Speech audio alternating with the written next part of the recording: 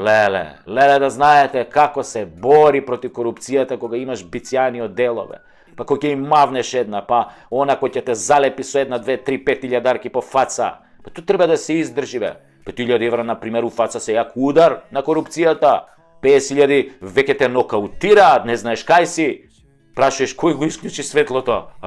Кој го исклучи? И насмењате тера со 50.000 евра кој ќе те мавне корупцијата. Кој го исклучи светлото?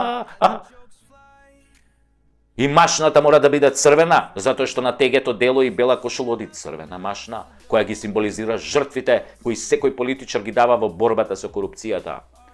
Неговите долгогодишни жртви да ја искорени корупцијата, да нема корупција кај неговите колеги, така и тој ќе се избори за да се одвикне полека за време на 3-4 мандата.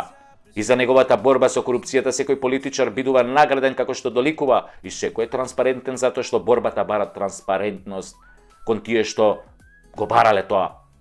Така, неговата награда се гледа во зголемувањето на неговиот имот на имотната листа во антикорупцијска. Што повеќе политичарот се бори против корупцијата, тоа повеќе му расте списокот на станови, возила и пари со кои е награден за својата борба. Така е барем во нашата земја. Ама во Шведска обратно да ти било. Ама па, шо разбираат бе тие швеѓаните од политичка борба со корупцијата?